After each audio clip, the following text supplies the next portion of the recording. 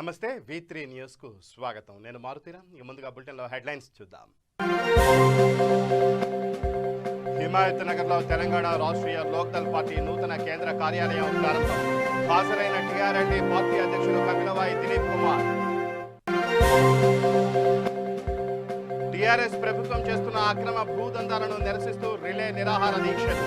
భూదందాలను ఆపాలని డిమాండ్ చేసిన రంగారెడ్డి జిల్లా ప్రధాన కార్యదర్శి బత్తిన సుధాకర్ మాదిగ. ఉప్పునుంతల మండలం మొల్గర గ్రామం వద్ద ఉధృతంగా ప్రవహిస్తున్న దుందుబి వాగు రాకపోకలకు తీవ్ర అంతరాయం.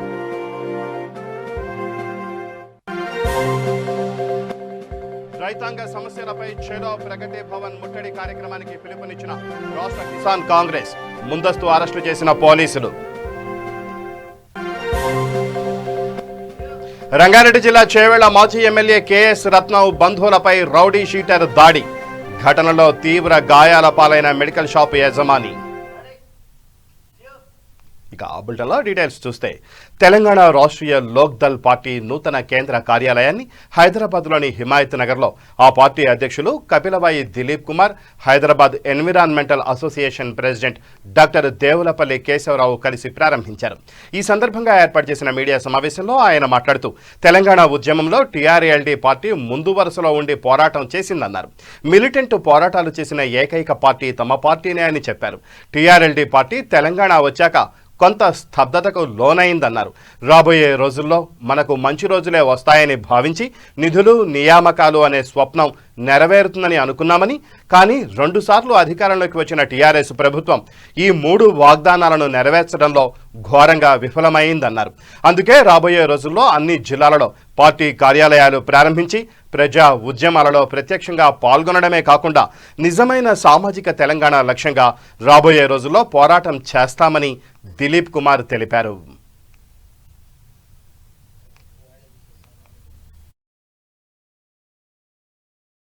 సో అట్లాంటి టీఆర్ఎల్డీ తెలంగాణ వచ్చిన తర్వాత కొంత స్తబ్దతకు లోనైంది. ఎందుకంటే తెలంగాణ వచ్చింది కాబట్టి మనం అనుకునేది సాధించాం కదా, ఏముంటుంది, రాబోయే రోజులన్నీ మనకి మంచి రోజులే, నిధులు నీళ్లు నియామకాలు అటువంటి స్వప్నం అన్నది ఇక సాకారం అవుతుంది అని అనుకున్నాం. అన్ఫార్చునేట్లీ ఈ 2 టర్మ్స్ అధికారంలోకి వచ్చినా సరే టీఆర్ఎస్ ప్రభుత్వం ఈ 3 వాగ్దానాలతో మనం ఏదైతే పోరాటం చేసి తెలంగాణ తెచ్చుకున్నామో ఆ వాగ్దానాలను నెరవేర్చడంలో ఘోరంగా వైఫల్యం చెందింది. అది నేననడం కాదు, మేధావులందరూ కూడా ముక్తకంఠంతో అంటున్నారు. ప్రతిపక్షాలన్నీ కూడా ఒకే వాయిస్లో ఎన్ని సైద్ధాంతిక విభేదాలున్నా అనుకున్న లక్ష్యాలు సాధించలేకపోయామనే విషయంలో మాత్రం అందరూ ముక్తకంఠంతో మాట్లాడుతున్నారు. అది నిజం కూడా, ఎందుకంటే స్టాటిస్టిక్స్ చెప్తున్నారు. నిన్ననే ఫైనాన్స్ మినిస్టర్ కూడా మనందరం 3 లక్షలు అప్పు అంటే ఆయన కాదు 1,70,000 కోట్లే ఉంది అప్పు అన్నాడు.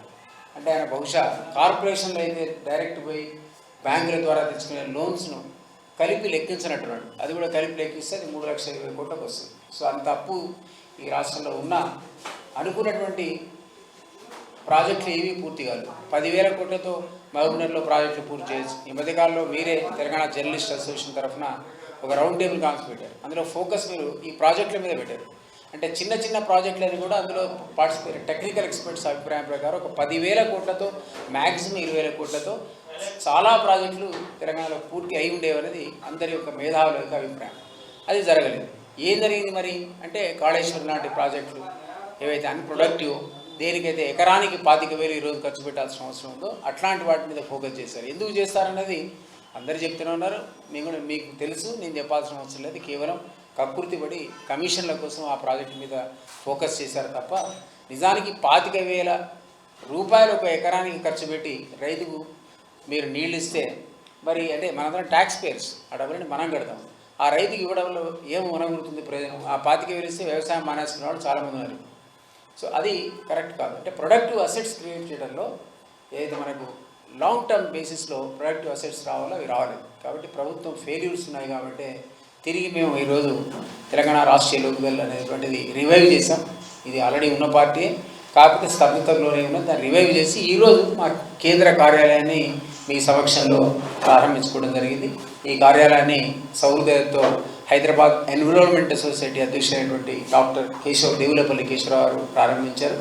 వారి ఆశీర్వాదం ఎందుకు తీసుకున్నామంటే ఆయన ప్రముఖ డాక్టర్ కూడా, ఆయన లండన్ బేస్డ్, కానీ ఇక్కడికి వచ్చినప్పుడల్లా ఎన్విరాన్మెంట్ ఇష్యూస్ మీద ఆయన మంచి పోరాటం కూడా చేస్తున్నారు. దళితులకు 3 ఎకరాల భూమి ఇస్తానన్న కేసీఆర్ ఉన్న భూమినే లాక్కుంటున్నారని, ఎస్సీ, ఎస్టీ, బీసీ వర్గాల చేతుల్లో ఉన్న అసైన్డ్ భూములను లాక్కొని రైతు వేదిక, ప్రకృతి వనం, డంపింగ్ యార్డ్, శ్మశాన వాటికల పేరు మీద టీఆర్ఎస్ ప్రభుత్వం చేస్తున్న అక్రమ భూదందాలను నిరసిస్తూ రంగారెడ్డి జిల్లా ప్రధాన కార్యదర్శి బత్తిన సుధాకర్ మాదిగ ఆధ్వర్యంలో రిలే దీక్షలు చేపట్టారు. దీక్షను ఎల్బీనగర్ కాంగ్రెస్ నాయకులు కొప్పుల నరసింహారెడ్డి ప్రారంభించారు. ఈ కార్యక్రమంలో కొత్తపేట అధ్యక్షులు కొమ్ము శేఖర్, హయత్ నగర్ ఇన్ఛార్జ్ సిహెచ్ బుచ్చన్న, రాష్ట్ర కార్యవర్గ సభ్యులు, కళాకారులు పాల్గొన్నారు.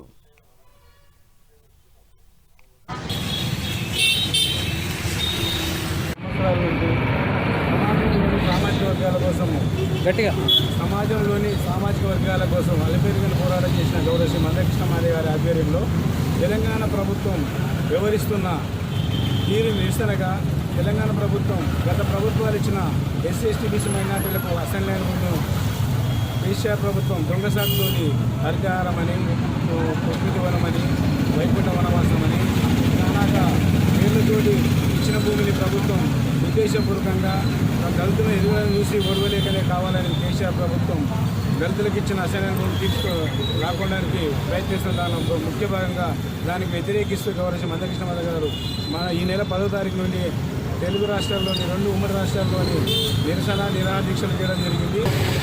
ఎంఆర్పిఎస్ నాయకులు సుధాకర్ గారి ఆధ్వర్యంలో ఎల్బీనగర్ నియోజకవర్గం మరియు మహేశ్వరం నియోజకవర్గం సంబంధించిన ముఖ్య నాయకులందరూ కూడా మరోసారి దళితులని, బడుగు బలహీన వర్గాలని ఈ రాష్ట్ర ముఖ్యమంత్రి దగా చేసిండు అని చెప్పి ప్రజలకు చైతన్యపరిచే విధంగా ఈ కార్యక్రమం నిరాదీక్ష చేస్తున్నటువంటి ఎంఆర్పిఎస్ సోదరులందరికీ కూడా హృదయపూర్వక ధన్యవాదాలు తెలియజేసుకుంటూ, ఈరోజు రాష్ట్రంలో ఒక్క వర్గాన్ని మోసం చేసిండని కాదు, ఉద్యోగస్తులను మోసం చేసిండు, కాంట్రాక్టర్ ఉద్యోగాలను మోసం చేసిండు, వృద్ధులను మోసం చేసిండు, ఒక కులాన్ని మోసం చేసిండని కాకుండా ఒక వెల్మ సామాజికాన్ని తప్ప ప్రతి కులాన్ని, ప్రతి మతాన్ని అందరినీ మోసం చేసిండు. మైనార్టీలో 12% రిజర్వేషన్ ఇస్తామని అది మోసం చేసిండు. దళితులకు 3 ఎకరాలు ఇస్తాము, ఎస్సీ, ఎస్టీలకు 12% రిజర్వేషన్ అని చెప్పి అనేక వర్గాలకు అనేక రకాలుగా ఈరోజు దిగ్గస్సుగా సిగ్గు లేకుండా నిండు సభల, అసెంబ్లీల అదే ప్రకటనలు చేసి ఏదైతే అధికారానికి రావడానికి ఎన్ని మధ్య మాటలు పెట్టిండో, ఎన్ని మోసపూరిత వాగ్దానాలు చేసిండో అన్ని వాగ్దానాలు మరిచి ఈరోజు అసెంబ్లీలో 3 ఎకరాల భూమి దళితులకు ఇస్తానది మా అంటే 6,000 కుటుంబాలకు ఇచ్చినట్టు, కానీ మేము అనుకుంటాం 600 కుటుంబాలకు కూడా ఇవ్వలేదు, అవి కూడా తప్పుడు లెక్కలే చెప్తున్నాడు. ఈరోజు ఎక్కడ మారుమూల గ్రామానికి పోయినా కూడా ఈరోజు దళితులందరినీ మోసం చేసి వాళ్ళకు ఉద్యోగరీత్యా గ్రామాలలో ఉన్నటువంటి రిజర్వేషన్ల రీత్యా ఏ రకంగా చూసినా కూడా దళితులందరికీ మోసం చేసి ఈరోజు అనేక రకాలుగా ఒక కుటుంబానికే బతికే విధంగా, ఒక కుటుంబానికే లబ్ధి చేకూరే విధంగా జరుగుతున్నాయి తప్ప ఈరోజు దళితులందరినీ ఇసుక్కుగా మోసం చేసినటువంటి కేసీఆర్ గారికి బుద్ధి చెప్పే విధంగా ఎంఆర్పిఎస్ సోదరులందరూ నడుంగట్టి ప్రజా చైతన్య సదస్సులు చేస్తున్నందుకు, నిరాదీక్ష చేస్తున్నందుకు, అదేవిధంగా అక్కడక్కడ ధర్నాలు, రాస్తారోకోలు చేస్తూ ఆయన కళ్ళు తెచ్చేది, కానీ ఆయన కళ్ళు తెరవడం, వీళ్ళ ప్రజలే కళ్ళు చేసుకొని మరో నిజాం గోరిని, కాసిం రషీద్ని ఈ తెలంగాణ నుంచి తరిమికొట్ట చాలామంది, దాదాపు 20-25 మంది ఎస్సీ, ఎస్టీ ఎమ్మెల్యేలు ఉన్నారు. ఆధ్యాత్మిక గురువు శ్రీ త్రిదండి రామానుజ చిన్నజీయర్ స్వామి తల్లి అలివేలు మంగతయారు ఆచార్య తిరువడికి చేరారు. ఈ నేపథ్యంలో మానవ హక్కుల సంఘం అధ్యక్షులు చంద్రయ్య చిన్నజీయర్ స్వామిని పరామర్శించారు.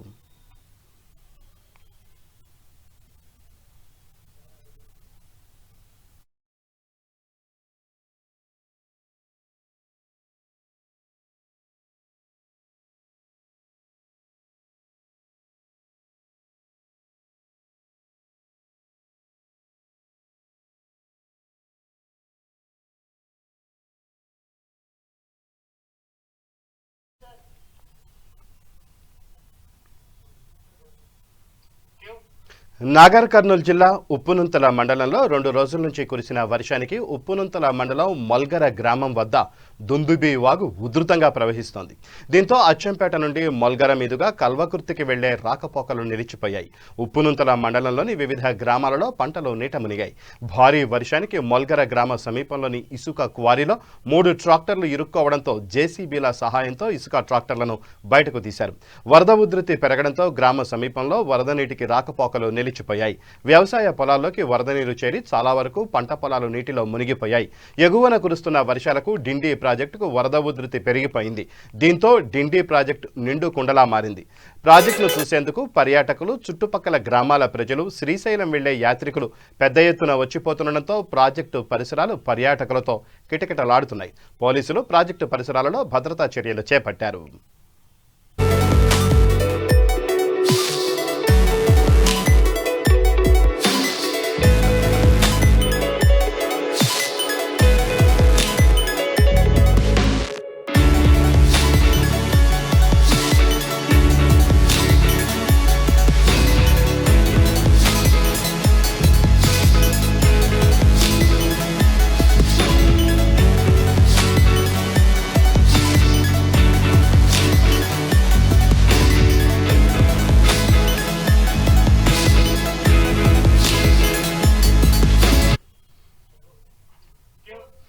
మైలార్దేవ్ డివిజన్ పరిధిలో నెలకొన్న ప్రతి సమస్యను అతి త్వరలో పూర్తి చేస్తామని డివిజన్ అధ్యక్షులు ప్రేమ్ గౌడ్ అన్నారు. రాజేంద్రనగర్ మండల పరిధిలోని మైలార్దేవ్పల్లి డివిజన్ వినాయక నగర్ బస్తీలో ప్రజలు తీవ్ర ఇబ్బందులు పడుతున్నారని స్థానికుల ద్వారా సమాచారం అందుకున్న డివిజన్ అధ్యక్షులు ప్రేమ్ గౌడ్ స్థానిక టీఆర్ఎస్ నేతలతో కలిసి వినాయక నగర్ బస్తీలో పర్యటించారు. ఈ సందర్భంగా ఆయన మాట్లాడుతూ వినాయక నగర్ బస్తీలో నెలకొన్న ప్రతి సమస్యను ఎమ్మెల్యే ప్రకాష్ గౌడ్ దృష్టికి తీసుకెళ్లి అధికారులతో సంప్రదింపులు జరిపి ప్రతి సమస్యను పరిష్కరిస్తామని ఆయన ప్రజలకు హామీ ఇచ్చారు. ఈ కార్యక్రమంలో మాజీ డివిజన్ అధ్యక్షులు సరికొండ వెంకటేష్, యువజన విభాగం నాయకులు అక్కెం రఘు యాదవ్, కార్మిక విభాగం నాయకులు ఎన్ను శ్రీనివాసరెడ్డి, టీఆర్ఎస్ నేతలు తదితరులు పాల్గొన్నారు.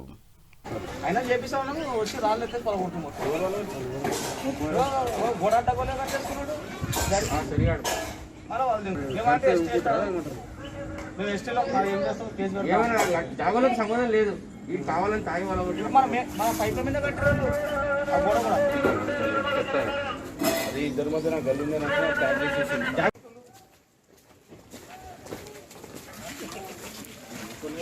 అయిపోతుంది. గడ్డ తర్వాత తీసింది. ఇది లేదు, ఇది లేదు. పైప్ లైన్ కావాలి. పైప్ లైన్ గిరే పైప్ అక్కడ ఈ ఇంగ్లీష్ అటాక్ అయితే వీళ్ళందరికీ వెళ్ళిపోతుంది.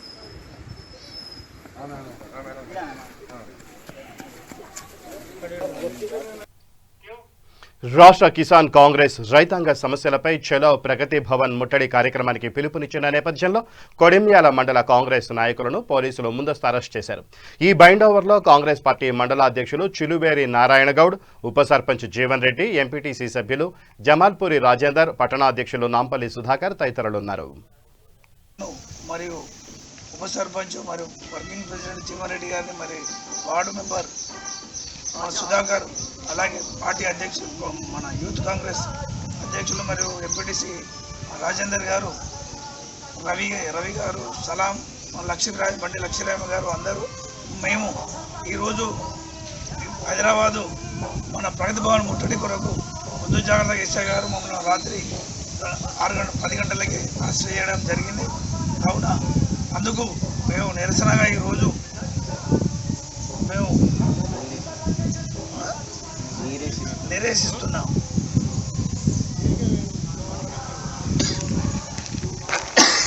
రాష్ట్ర కిసాన్ కాంగ్రెస్ ఆధ్వర్యంలో రైతాంగ సమస్యలపైన ప్రగతి భవన్ ముట్టడికి వెళ్తున్న మండల కాంగ్రెస్ నేతలను ముందస్తు చర్యలో భాగంగా పోలీసులు అరెస్ట్ చేయడం జరిగింది.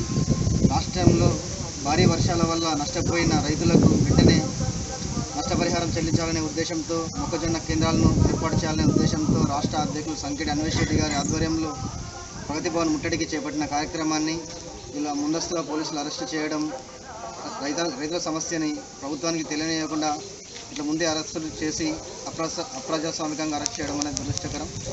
రైతుల సమస్యలపైన కాంగ్రెస్ పార్టీ ఎల్లవేళ ఉద్యమం చేపడుతుందని చెప్పి తెలియజేస్తూ వీటి అరెస్టును మేము నిరసిస్తున్నాం. రంగారెడ్డి జిల్లా చేవెళ్ల మాజీ ఎమ్మెల్యే కేఎస్ రత్నం బంధువులపై రౌడీ షీటర్ భరత్ దాడి చేశాడు. రాజేంద్రనగర్లో మెడికల్ షాప్ యజమానిపై దాడి చేశాడు. ఈ ఘటనలో మెడికల్ షాప్ యజమానికి తీవ్ర గాయాలయ్యాయి. ఘటన వెంటనే రౌడీ షీటర్ భరత్ పరారయ్యాడు. సంఘటనా స్థలానికి చేరుకున్న రాజేంద్రనగర్ పోలీసులు రౌడీ షీటర్ భరత్ కోసం 2 టీంలుగా ఏర్పడి గాలింపు చేపట్టారు. పోలీసులు కేసు నమోదు చేసి దర్యాప్తు చేస్తున్నారు.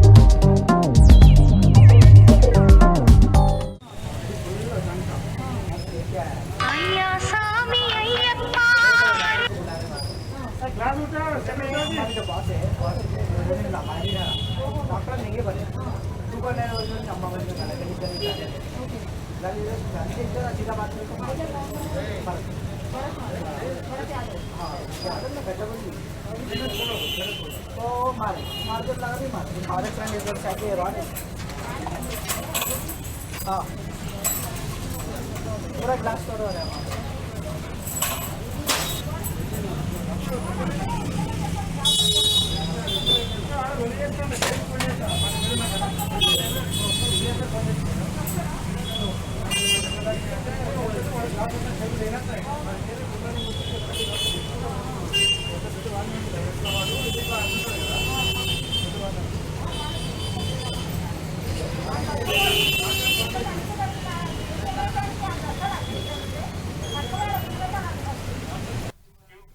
నాగర్ కర్నూలు జిల్లా కొల్లాపూర్ మండల కేంద్రంలోని ముక్కిడిగుండం ఉడుముల వాగు వద్ద గత 3 రోజులుగా కురుస్తున్న భారీ వర్షాల వల్ల ముక్కిడిగుండం గ్రామానికి 2 వైపులా ఉన్న వాగులు పొంగి పొర్లుతున్నాయి.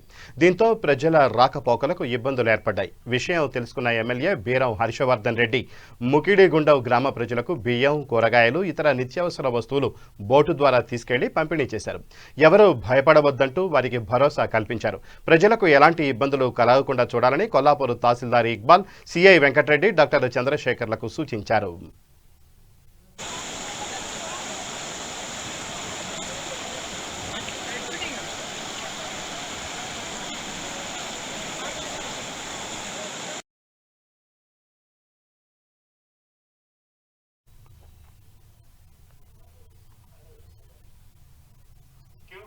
సంగారెడ్డి జిల్లా పుల్కల్ మండలంలోని ముదిమాణిక్యం గ్రామంలో భారత ప్రధాని నరేంద్ర మోడీ 70వ జన్మదిన వేడుకలను ఘనంగా నిర్వహించారు. గ్రామ యువకులందరూ కలిసి నరేంద్ర మోడీ చిత్రపటానికి పూలమాల వేసి బాణాసంచా కాల్చి అనంతరం కేక్ కట్ చేసి ఒకరికొకరు తినిపించుకున్నారు. ఈ సందర్భంగా బాపురెడ్డి మాట్లాడుతూ మోడీ దేశంలోని బడుగు బలహీన వర్గాల ప్రజలకు ఎన్నో సేవలు చేస్తున్నారని, వాటికి స్పందించి యువకులు బీజేపీ పార్టీలో అధిక సంఖ్యలో చేరుతున్నారని తెలిపారు. ఈ కార్యక్రమంలో నరసింహారెడ్డి, దిలీప్ రెడ్డి తదితరులు పాల్గొన్నారు.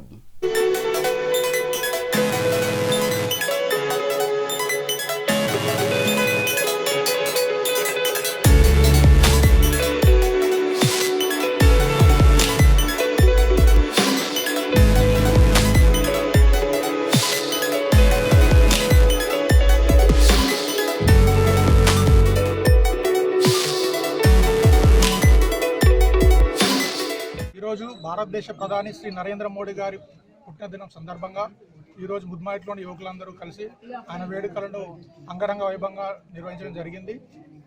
భారతదేశాన్ని అన్ని విధాలా అభివృద్ధి చెందిస్తూ కంట్రీ ఫస్ట్ పార్టీ నెక్స్ట్ అనే అత్యద్భుత నిదానంతో ఈరోజు దేశాన్ని, పార్టీని అత్యద్భుతంగా నడిపిస్తూ దేశం మొత్తం కాషాయ జెండా ఎగరేస్తూ అన్ని విధాలుగా, అన్ని రంగాలు, సైనిక పరంగా అయినా, విదేశీ విధానాల పరంగా అయినా దేశాన్ని అన్ని రంగాల్లో అభివృద్ధి చెందిస్తూ ఆయన ముందు తీసుకెళ్ళడం జరుగుతుంది. ఆయన కలకాలం ఆయురారోగ్యాలతో వర్ధిల్లాలని, దేశాన్ని అన్ని రంగాల్లో ముందుకు తీసుకెళ్లాలని ముగిస్తున్నాను. Thank you. ప్రియతమ నాయకుడు మన భారత ప్రధాని మోడీ గారి 70వ జన్మదినోత్సవము ముదిమాణిక్యంలో ఘనంగా జరుపుకోవడం జరిగింది. దీనికి ముదిమాణిక్యంలో గ్రామ ప్రజలందరూ వాళ్ళ కుల మత భేదాలు లేకుండా అందరూ వచ్చి ఈ ప్రోగ్రాంను దిగ్విజయంగా చేయడం జరిగింది. అలాగే మోడీ గారు దేశాన్ని ఎంతో సక్రమంగా నడిపిస్తున్నాడు. అలాగే దేశాన్ని ప్రపంచంలో వేటిగా సూపర్ పవర్ దేశంగా చేయాలని చేస్తాడని నమ్ముతూ ముగిస్తుంది. వికారాబాద్ జిల్లా డీసీసీ అధ్యక్షులు టి రామ్మోహన్ రెడ్డి నివాసంలో తెలంగాణ విమోచన దినోత్సవం సందర్భంగా జాతీయ పతాకాన్ని ఎగరవేశారు. ఈ కార్యక్రమం పరిగి మండల అధ్యక్షులు బి పరశురామరెడ్డి ఆధ్వర్యంలో నిర్వహించారు.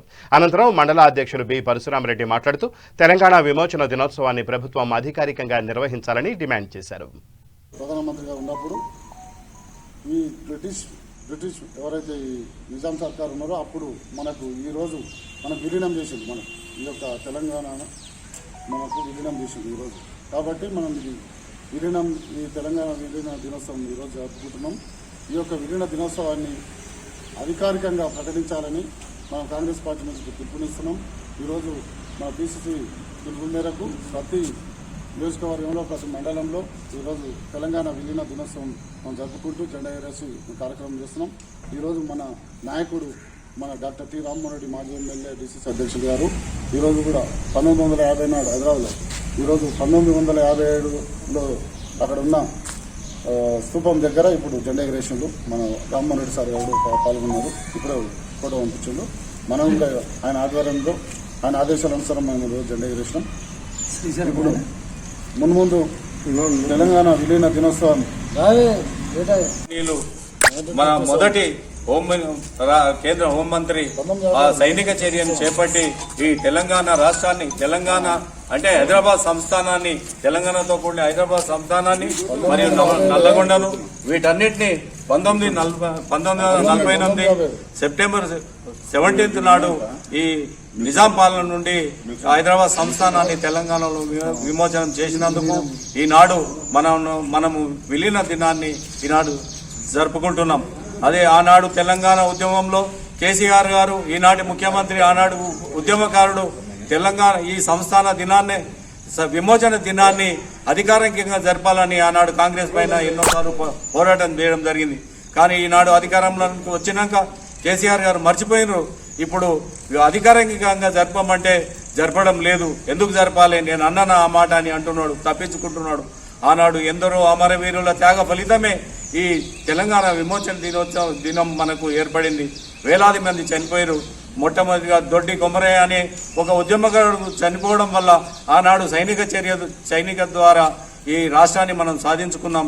కావున ఈ తెలంగాణ ప్రభుత్వం ఖచ్చితంగా రాబోయే రోజులలో ఇది ప్రభుత్వ పరంగా అధికారికంగా ఈ కార్యక్రమాన్ని నిర్వహించాలని కోరుకుంటూ ఈ అవకాశం ఇచ్చిన మీ అందరి నమస్కారం తెలియజేసుకుంటూ జై తెలంగాణ.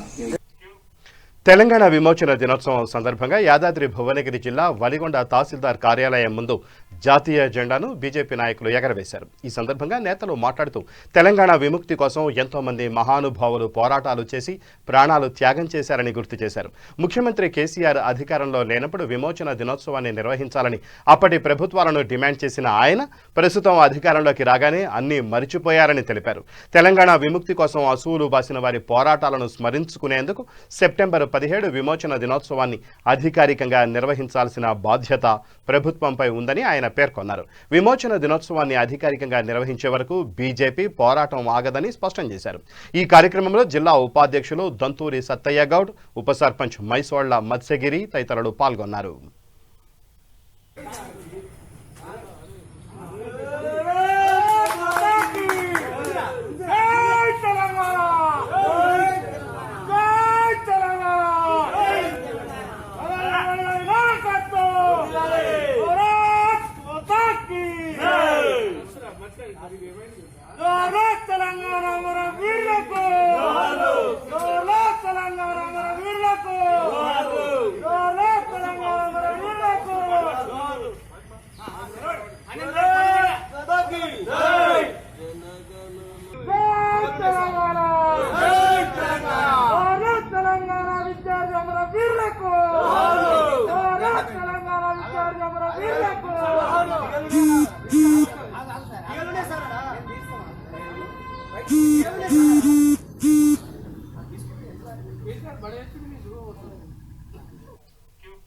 గత 3 రోజులుగా కురుస్తున్న వర్షాలకు సంగారెడ్డి జిల్లా పుల్కల్ మండలంలోని సింగూరు బాగారెడ్డి ప్రాజెక్టులోకి వరద నీరు భారీగా వచ్చి చేరుతోంది. ప్రాజెక్టును సందర్శించిన ఎమ్మెల్యే క్రాంతి కిరణ్ ప్రాజెక్టు పూర్తి స్థాయిలో నిండాలని గంగా పూజ నిర్వహించారు. సింగూరు ప్రాజెక్టు అడుగంటిపోయిన 3 సంవత్సరాల తర్వాత మళ్లీ తిరిగి జలకళను సంతరించుకుంటోంది. ప్రాజెక్టు పూర్తి సామర్థ్యం 29.07 టీఎంసీలు కాగా ప్రస్తుతం 10 టీఎంసీల నీరు నిల్వ ఉంది. ఎగువ ప్రాంతాల నుంచి భారీగా ప్రవాహం వస్తుండటంతో ప్రాజెక్టు పూర్తి సామర్థ్యాన్ని చేరుకోవాలని ఎమ్మెల్యే క్రాంతి కిరణ్ కోరారు. ప్రాజెక్టు నీటి మట్టం పెరగడంతో సందర్శకుల తాకిడి కూడా పెరిగిపోయింది. కలతో మేము ఇప్పటిదాకా వెయిట్ చేసినాం. మనమే కాదు, మన ముఖ్యమంత్రి గారు కూడా సింగూరులోకి నీళ్ళు ఎప్పుడు వస్తున్నాయి అని చెప్పి సార్ కూడా వెయిట్ చేసినారు. ఇప్పటికీ కూడా సార్ ఎప్పటికప్పుడు పరిస్థితి సమీక్షించుకుంటూ గంటకోసారి ఇక్కడ సింగూరులో ఎంత నీళ్ళు వస్తున్నాయని చెప్పి ముఖ్యమంత్రి గారి కార్యాలయం కూడా తెలుసుకునే ప్రయత్నం చేస్తున్నారు. అట్లా మన మంత్రి హరీష్ రావు గారు కూడా తెలుసుకునే ప్రయత్నం చేస్తున్నారు. అందరూ కూడా ఇంత బాగా ఉచ్చుకతో ఇక్కడ వెయిట్ చేసిండ్రు. సింగూరు నిండుతున్నందుకు మీ అందరికీ కూడా ఆనందాన్ని నేను మీతో పంచుకుంటూ కరుణదేవుడికి ఈ సందర్భంగా నేను దండం పెట్టుకుంటున్నాను. వనదేవుడు మమ్మల్ని కరుణించిండు, ఈ ప్రాంత ప్రజల్ని కరుణించిండు, సింగూరును నింపే ప్రయత్నం చేస్తుండు. సింగూరే కాదు, సింగూరు చుట్టుపక్కల ఉన్న అన్ని చెరువులు కూడా నిండుతున్నాయి, భారీ వర్షాలు పడుతున్నాయి. ముందుగా ఈ సింగూరు నీటిని ఇక్కడ ఏదైతే మా ప్రాంతంలో చెరువులు ఉన్నాయో ఆ చెరువులన్నిటి కూడా నింపే ప్రయత్నం చేస్తాం. చెరువులు నింపిన తర్వాత కిందికి వదిలే విషయాన్ని, ఎందుకంటే కింద గేట్ వదిలితేనే మన మిషన్ బయట నీళ్లు వదలాల్సి వస్తుంది కనుక చక్రియాల స్కీమ్కి ఒక చక్రియాలు కనీసం తాగునీటి కోసమైనా వదలాల్సి వస్తుంది కనుక దాన్ని కూడా వదలాల్సి వస్తుంది. అన్నీ కూడా ఇప్పటి వరకు ఏదైతే ఈ సింగూరు జలాలని ఈ ప్రాంతానికి వినియోగించడంలో నిర్లక్ష్యం జరిగిందో అట్లాంటి నిర్లక్ష్యం జరగకుండా ఒక పద్ధతిగా ఈ మా నియోజకవర్గంలో కానీ దీని చుట్టుపక్కల ఉన్న నియోజకవర్గాల ప్రజలకు కానీ ప్రతి ఎకరాకి కూడా దీన్ని ఎట్లా ఉపయోగించాలనే ఒక ప్రణాళికల్ని మేము చేయడానికి ముఖ్యమంత్రి గారితో మాట్లాడతాం. ఎందుకంటే సార్ కూడా ఇరిగేషన్ మీద చాలా కృషి చేస్తుంది, మీ అందరికీ తెలిసిందే. తప్పకుండా ఈ నీటిని ఈ ప్రాంత ప్రజలకు, ఎందుకంటే మన నియోజకవర్గం చుట్టూరా దాదాపు అన్ని మండలాలతో ఇది లింక్ అయి ఉన్న ప్రాజెక్ట్ ఇది.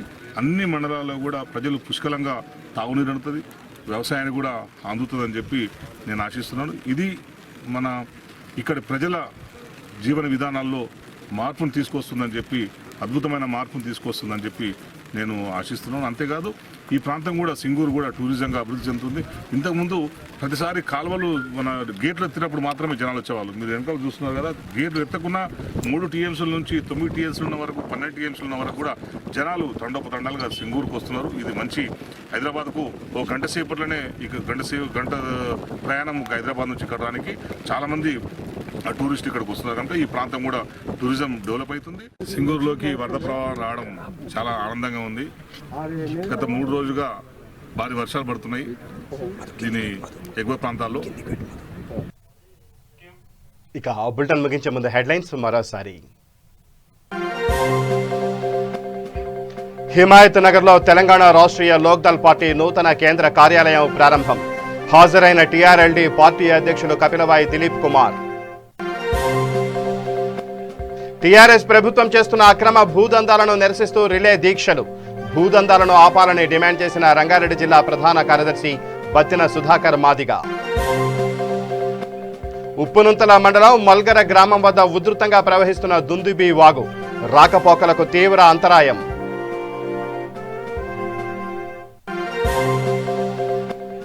రైతాంగ సమస్యలపై చలో ప్రగతి భవన్ ముట్టడి కార్యక్రమానికి పిలుపునిచ్చిన రాష్ట్ర కిసాన్ కాంగ్రెస్. ముందస్తు అరెస్టు చేసిన పోలీసులు.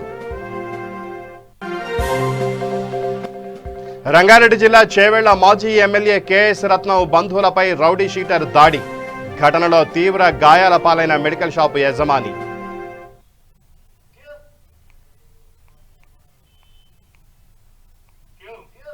ఇవి బులెటిన్ విశేషాలు. మరిన్ని న్యూస్ అప్డేట్స్ కోసం చూస్తూనే ఉండండి V3 న్యూస్.